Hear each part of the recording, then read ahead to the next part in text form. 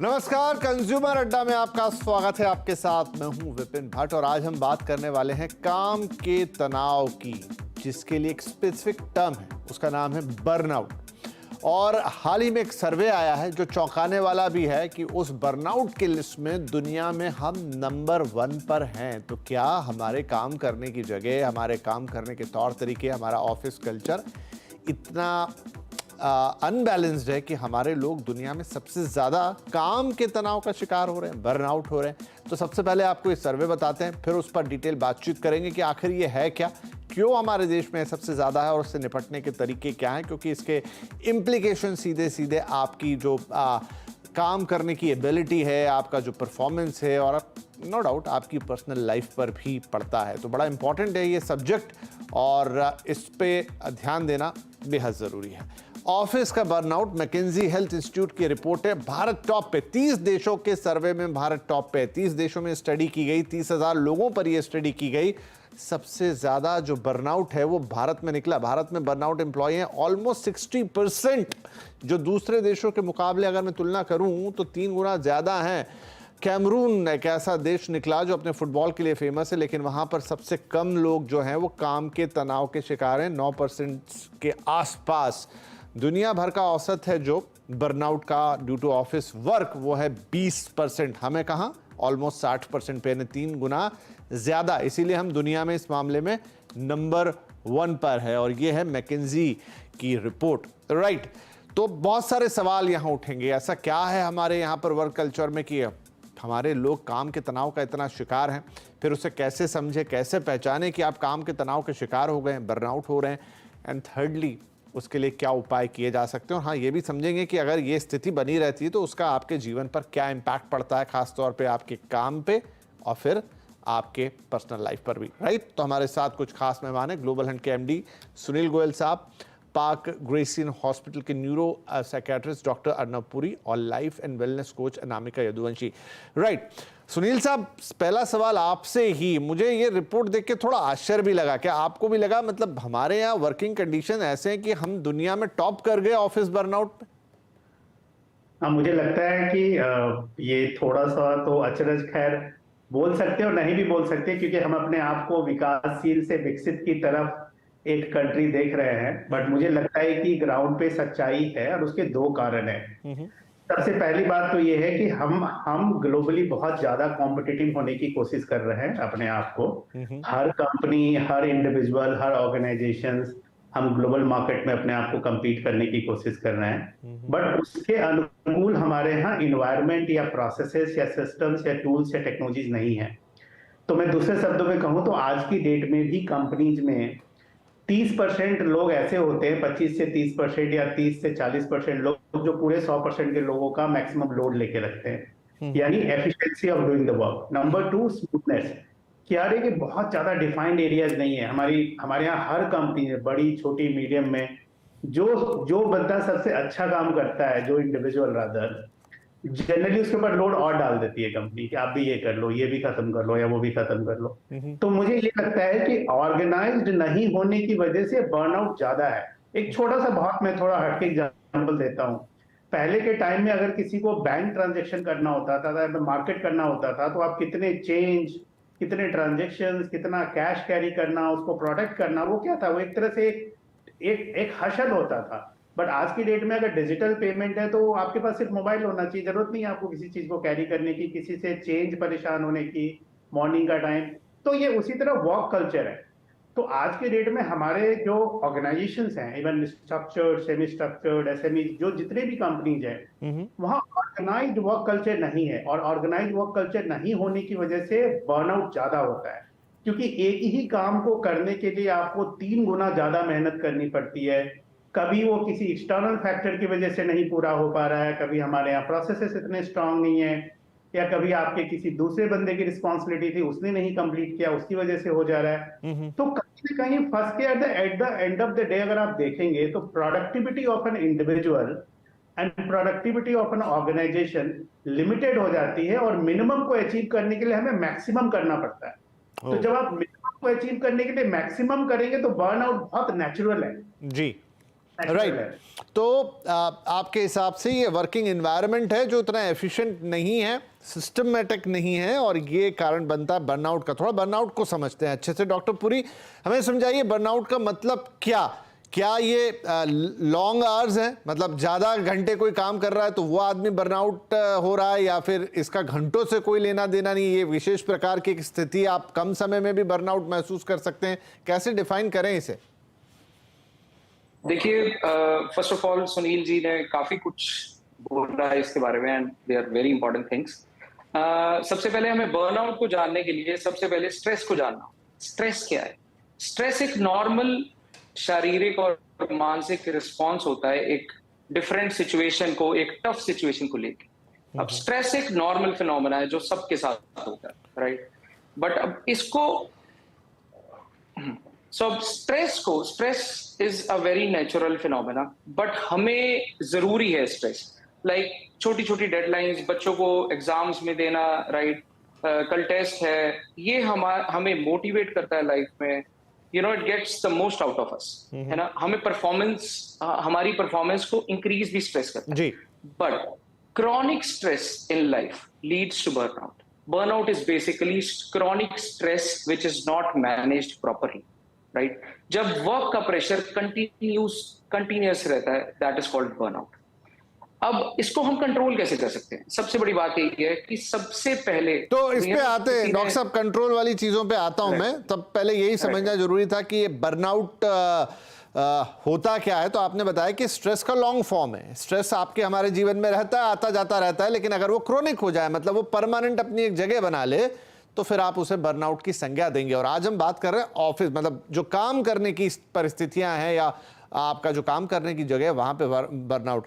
अनामिका जी, तो क्या अब इसको कैसे देखें? देखिए, इसके दो साइड हैं। एक तो ये कि काम करने की जगह तो सबके लिए एक ही है, और वहां पे 10 तरीके के लोग काम कर रहे हैं, शायद उसमें से कुछ बर्नआउट का शिकार हो, कुछ ना हो। और जैसा सुनील जी ने बताया कि कई बार जो वर्किंग कंडीशंस हैं वो बर्नआउट का शिकार बना देती है, लेकिन अगेन तब भी ऐसा नहीं होगा कि 100% लोग बर्नआउट का शिकार हो रहे होंगे। तो क्या ये व्यक्ति पे डिपेंड करता है कि वो उसी परिस्थिति में या तो खुद को बर्नआउट का शिकार होने दे, या फिर ये कंडीशन सब पे इक्वली अप्लाइड होती है? वेरी नाइस क्वेश्चन विपिन जी। एक्चुअली सिचुएशन पर हम कैसे रिस्पॉन्ड करते हैं उसके ऊपर डिपेंड करेगा कि हम उससे स्ट्रेस लेते हैं या रिलैक्स्ड रहते हैं। जैसे कि सुनील जी ने कहा कि अनऑर्गेनाइज्ड, उसको मैं इस तरीके से कहूंगी कि लोग बाउंड्रीज नहीं सेट कर पाते हैं अपनी। आजकल जैसे वर्क फ्रॉम होम कल्चर है या कॉर्पोरेट में जो है लेट नाइट भी आपको रिस्पॉन्ड करना पड़ता है ऑफिस मीटिंग्स के लिए, ऑफिस के लिए you are answerable to lot of things even when you are at home. So उससे क्या होता है, जब आपकी बाउंड्रीज ही नहीं सेट है, आप 9 to 5 के बाद भी ऑफिस के कॉल्स ले रहे हैं, काम कर रहे हैं, तो उससे आप हमेशा स्ट्रेस की सिचुएशन में या वर्क मोड में रहते हैं। तो बाउंड्रीज ना सेट कर पाना कुछ लोगों का सबसे बड़ी प्रॉब्लम हो जाता है स्ट्रेस का। और जो लोग बाउंड्रीज सेट कर देते हैं, they say that you know it's like time and I can do this work today and I can do it tomorrow. So people who are able to speak up for themselves, वो stress कम लेते हैं। जो लोग बोल नहीं पाते, boss pleasures होते हैं, या ऑफिस को जो है ऐसा एनवायरनमेंट चाहते हैं कि हर कोई उनको पसंद करे, हर कोई उनको लाइक करे और सब काम वही बेस्ट तरीके से करें, डेलीगेट नहीं करते हैं, वो लोग स्ट्रेस का जो है ज्यादा शिकार हो जाते हैं और क्रॉनिक जो इस इलनेस से डील करते चले जाते हैं। दे डोंट नो, उसे डील नहीं कर पाते हैं बिकॉज दे डोंट नो कि काम अगर वो कर रहे हैं उनको लगता है अच्छा है कि हम काम कर रहे हैं, we are at the top, we are the top performers. अगर ऑफिस में कुछ चीज के लिए चाहिए तो मुझे ही कॉल किया जाता है, मुझे ही बताया जाता है I am the most important one. But ये उनको समझ नहीं आता है कि इस तरीके से वो स्ट्रेस ले लेके एक इलनेस को इनवाइट कर रहे हैं। इलनेस नहीं सिर्फ physical, mental and also emotional. So जो ये स्ट्रेस है ये एक्चुअली बहुत बड़ी इलनेस का फॉर्म उनकी लाइफ में ले लेता है। सुनील साहब, तो अब देखिए, आपने थोड़ी देर पहले जिक्र भी किया कि भैया हम एक विकासशील से विकसित देश की तरफ जाने वाले देश है, तो वहाँ पर आपको थोड़ा सा काम ज़्यादा चाहिए। अब नारायण मूर्ति साहब ने तो हाल में जब बोला था कि 70 घंटे करो, तो बड़ी बहस हो गई थी देश में। वक्त वक्त पे लोग बोलते रहे, बड़े बड़े कॉरपोरेट्स की भाई काम ज़्यादा करना है। तो अगेन मैं उस सवाल को फिर से दोहराऊंगा यहाँ, its length of work, quality of work, working environment, या मिक्स ऑफ ऑल सारी चीजें ये आपको? क्योंकि अगर ऐसा होता तो फिर तो बहुत सारे और देशों में भी नंबर ऊपर निकलना चाहिए था, लेकिन इंडिया ने टॉप किया, तो हमारे साथ वो कौन सी चीज अलग हो जा रही है? देखिए, it's very less to do with the length of the work, क्योंकि लेंथ ऑफ द वर्क मुझे लगता है कि एक हर इंडिविजुअल का अपना एक काम करने का, वर्क को एंजॉय करने का, अगर आप अपने काम को एंजॉय कर रहे हो तो मुझे लगता नहीं कि किसी को घंटे, आवर और डेज में पता चलता है। मैं बहुत सारे ऐसे लोगों को देखता हूँ अलग अलग, जिनको मजा आता है, उनको कुछ नहीं लगता कि वीकेंड हो गया, 6 बज गए या 7 नहीं। First of all it's a quality of a work and the environment of the work बहुत इंपॉर्टेंट। हमारे यहाँ बेसिक इंफ्रास्ट्रक्चर भी, अगर आप कुछ 10-20% कंपनीज को छोड़ दीजिए, तो बेसिक इंफ्रास्ट्रक्चर के लिए लोगों को स्ट्रगल करना पड़ता है। Basics environment, quality of work, मतलब कहने का लॉजिक ये है कि आप किसी दूसरे के नहीं काम करने की वजह से आपका काम नहीं हो पा रहा है, वो भी आपको स्ट्रेस देता है, और आप नहीं कर पा रहे हैं तो आप उसके लिए उसके विक्टिम हो जाते हैं, उसके उस वर्क को नहीं करने की वजह से। नंबर 3, मैंने एक और बात कही थी कि हमारे यहाँ कॉम्पिटिटिवनेस बहुत ज्यादा है। तो इतने कॉम्पिटिटिव एनवायरनमेंट में बहुत लेस चॉइस होती है कि आप जाके बोल दें कि भाई मैं नहीं करूंगा इसके बाद। उसको लोग गलत परसीव कर लेते हैं आज। I mean it's culture in our country, people will, अगर आप अपने बॉस को एक बार कभी प्यार से बोल दिया ना तो ठीक है, बट आप 2 बार बोल के देखो या 3 बार बोल के देखो, बहुत बुरा मान जाएंगे। तो कहने का लॉजिक ये है कि आज की डेट में हमको अपने लोकल इन्वायरमेंट के पर्सपेक्टिव से देखें तो environment, quality of work and organisations के अंदर जो एक सिस्टम होता है, एक प्रोसेस होता है डिफाइंड, कि भाई ए होगा उसके बाद ही बी हो सकता है और बी के बाद ही सी हो सकता है। सी पे बैठा हुआ इंडिविजुअल या डी पे बैठा हुआ इंडिविजुअल बी की वजह से सफर कर रहा है क्योंकि बी ने अपना काम नहीं किया है, क्योंकि वहां पे रिस्पॉन्सिबिलिटीज भी है, अकाउंटेबिलिटीज भी है, वहां पे एग्जीक्यूशन का एक प्रोसेस है, टाइमलाइन है। तो ये सारी चीजें धीरे धीरे जब तक हमारे यहाँ डिजिटाइज्ड होती चली जाएंगी, हर इंडिविजुअल का एरिया बहुत ही सुपर डिफाइंड होगा ऑर्गेनाइजेशंस के अंदर में, और वो उसका स्पेशलिस्ट होगा एग्जीक्यूट करने के लिए। मुझे लगता है कि ये चीजें अपने आप में स्मूथ होती चली जाएगी।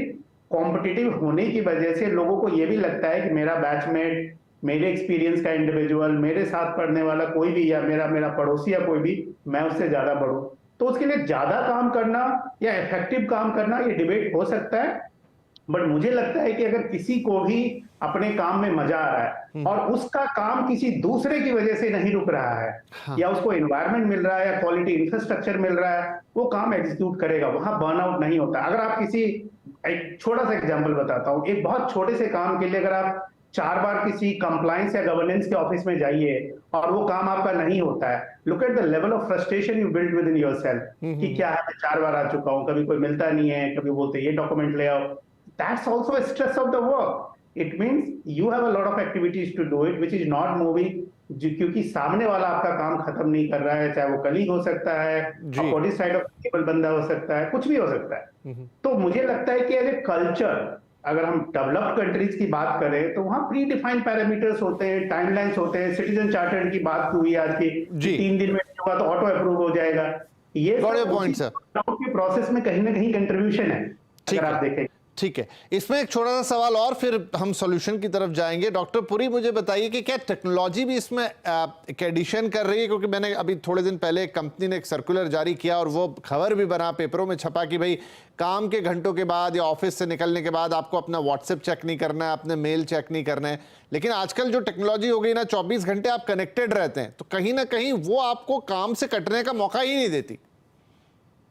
यस, कंप्लीटली राइट विपिन जी। सबसे बड़ा जो प्रॉब्लम बर्नआउट का बन रहा है वो ये है कि हम लोग अपना काम घर पे लेके जा रहे हैं, राइट? हम सुबह उठ रहे हैं, the first thing we do in the morning is check our emails for the work, right? The first thing we do in the is attend from the calls की कोई मेल तो नहीं आई हुई, कोई मैसेज तो नहीं आया हुआ काम से, right? We start thinking about work. हम सोने जाते हैं तो सबसे पहले ये सोचते हैं यार काम पे क्या करना था, कल क्या था, आज क्या टास्क है, राइट? हम लोग काम इसलिए कर रहे हैं ताकि हम अपनी फैमिली को एक अच्छा एनवायरनमेंट दे सके, फाइनेंशियली स्टेबलाइज कर सके। बट वो काम के चक्कर में हम उसके काम में इतना उलझ रहे हैं कि हम वर्क और पर्सनल लाइफ का बैलेंस नहीं बना पा रहे, right? We are mixing up everything. We start our day with mobile phone. The first thing we do is check up the mobile phone. We get up, we check up all the mails. Brush कर रहे हैं तो साथ में phone चला रहे हैं, breakfast कर रहे हैं तो साथ में लैपटॉप खुला हुआ है। Then we are going to jobs, वहां पर भी सब जाके, और रास्ते में आ रहे हैं, ट्रांजिट में हम अपना फोन चला रहे हैं। Everything, we are mixing up everything. We need to maintain a work-life balance. And yes, technology is hampering this thing, because we need to differentiate दोनों चीजें, कि हम दोनों चीजों को मिक्स ना करें, और उन दोनों चीजों के लिए टेक्नोलॉजी एक बहुत ज्यादा मिक्सअप कर रही है। हमें ईमेल्स, व्हाट्सएप, मैसेंजर्स, फेसबुक, ये सब चीजों को एक डिफरेंशिएट दोनों कैटेगरीज में सेपरेट रखना पड़ेगा। राइट, तो चलिए ये समझ लिया हमने कि क्या क्यों हो रहा है बर्नआउट, क्या उसके रीजंस हो रहे हैं, खासतौर पे इंडियन कंडीशन में, इंडियन ऑफिसेज में उसके क्या कारण बन रहे हैं, समझ तो लिया अब। लेकिन इसका निदान क्या, कैसे आप खुद को इस बर्नआउट से बचाएंगे? आप टीम लीड है तो अपनी टीम को कैसे बचाएंगे? क्या चीजें जरूरी हैं ताकि आपकी professional life as well as personal भी, क्योंकि दोनों आपस में जुड़ी हुई हैं, उसमें एक कामनेस आए, मतलब आपकी चीजें ठीक से चले और आप बर्नआउट का शिकार ना हो। छोड़ा ब्रेक के बाद सॉल्यूशंस की तरफ बढ़ेंगे।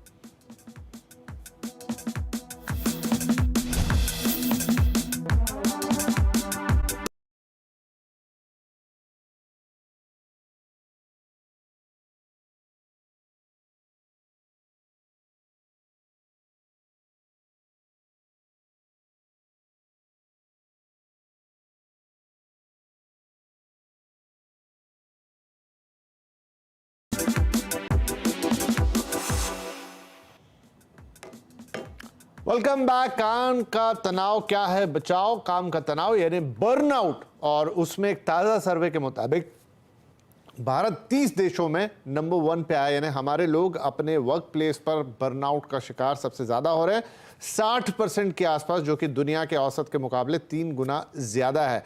राइट, तो अब इस बर्नआउट को समझा। ब्रेक से पहले अब बात करेंगे बर्नआउट से बचे कैसे। तो अनामिका जी, सबसे पहले तो हम कैसे डिस्टिंक्शन करें, कैसे पहचानेंगे कि हम बर्नआउट के शिकार हैं, या अब काम है तो डे टू डे में तनाव हो जाना तो एक नॉर्मल बात है, वो जैसा डॉक्टर साहब ने पहले भी समझाया कि तनाव एक डिफरेंट चीज़ है। लेकिन बर्नआउट को हम कैसे डिस्टिंक्ट करेंगे कि मैं या मेरी टीम में से कोई बर्नआउट का शिकार हो रहा है?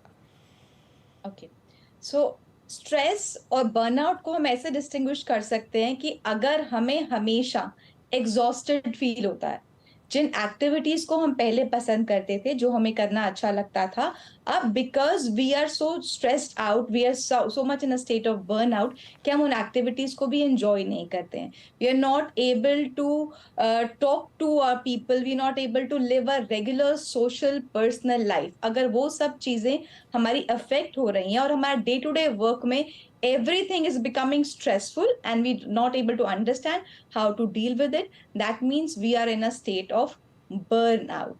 अब अगर हमें ये समझ में आ गया कि हम इस स्टेट में हैं, we have this awareness that we are in a stressful situation, तो उसके लिए हमें सबसे पहले जो चीज करनी होगी वो करनी होगी, we will have to develop and understand how to manage stress.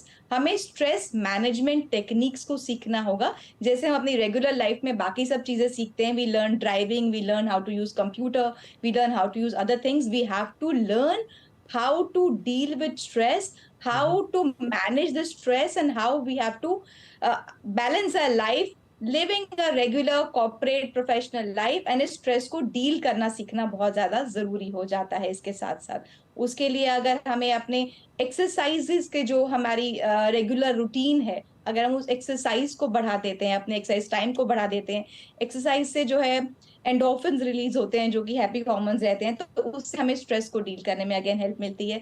अगर हम जर्नलिंग करते हैं, we start writing our thoughts, we start writing what we went through, what emotions we are going through, we are able to reduce our stress levels, because वो यहाँ से निकल के एक पेपर पर या नोटबुक पर, या अगर आप ऑनलाइन किसी चीज को यूज करते हैं, गैजेट को यूज करते हैं, वहां पर निकल के आ जाता है। जर्नलिंग एक टेक्निक हो जाती है जिससे हम अपनी स्ट्रेस को जो है रिड्यूस कर सकते हैं।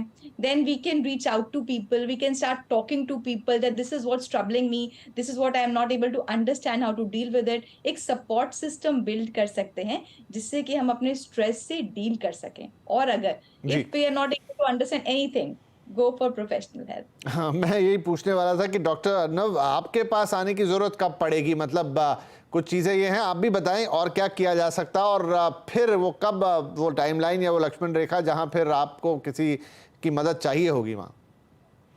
देखिए, अनामिका जी ने बहुत अच्छी रोशनी डाली सब चीजों पे कि सबसे पहले हमें इन चीजों को पहचानना होता है, एंड एज सून एज जब आप इन चीजों को पहचान लेते हैं, you start working on it, right, you start making those little changes in life. आप छोटी छोटी चीजें बदलते हैं।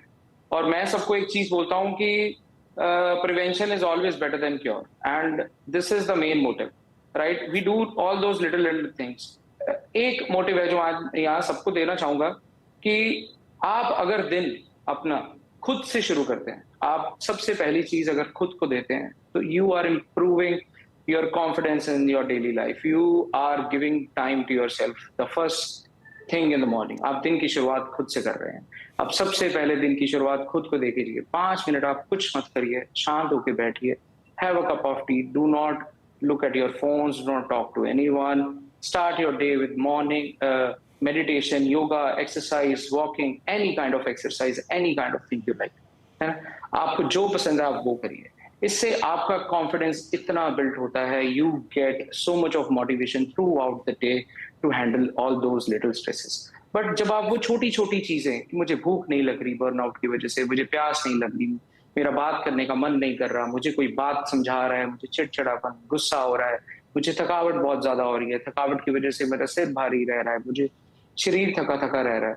जब वो चीजें आ गई हैं, आप उन चीजों को फेस कर रहे हैं and you are not able to take them, control them, then you are supposed to reach us. You are supposed to reach out a psychiatrist. You need a professional help. ठीक है, चलिए, तो I think चीज़ें clear हैं. ऐसा भी नहीं है कि बहुत कुछ बड़ी पहाड़ टूटना है. आपने छोटी छोटी चीज़ों पे ध्यान देना है. सबसे पहले तो जैसे डॉक्टर साहब कह रहे हैं, खुद के साथ समय बिताइए थोड़ा सा, तो आपको पता लगेगा कि भाई क्या गलत चल रहा है, आप क्या बर्नआउट के शिकारी हो गए हैं या फटीग आ गई है आप में इन जनरल. थोड़ा सा वहाँ पर अपने आप को एक्सरसाइज या छोटी छोटी एक्टिविटीज़ में इन्वॉल्व कीजिए और इनसे निकलना आसान है. हाँ, किसी के लिए बहुत ही क्रॉनिक कंडीशन बन जाए, आप डिप्रेशन जैसा महसूस करने लग जाएं, तो डेफिनेटली आपको एक प्रोफेशनल की हेल्प लेनी चाहिए, जो डॉक्टर साहब बता भी रहे हैं. लेकिन हाँ, ये बात सही है, हमें अपने वर्क लाइफ बैलेंस के लिए, फटीग के लिए और एक बेटर प्रोडक्टिविटी के लिए, चाहे वो घर के लिए हो चाहे ऑफिस के लिए हो, खुद के साथ थोड़ा सा एक अपने आप को जज करना ज़रूरी है, अपने काम को देखना ज़रूरी है, थोड़ा सा स्मार्ट बनना ज़रूरी है, ताकि आप अपने वर्क लाइफ बैलेंस को अच्छा कर पाएँ और बर्नआउट का शिकार ना हो. Thank you very much all of you. I hope कि बहुत सारे जो हमारे ऑफिस गोअर्स हैं उन्होंने ये प्रोग्राम देखा होगा एंड वो इस चीज़ को समझ पाए होंगे. जो टीम लीड्स हैं वो अपनी टीम के लिए सोच पाए होंगे और इन ऑल शायद लोगों को इससे फ़ायदा होता हुआ नजर आएगा. बहुत शुक्रिया इस कार्यक्रम में शामिल होने के लिए. नमस्कार.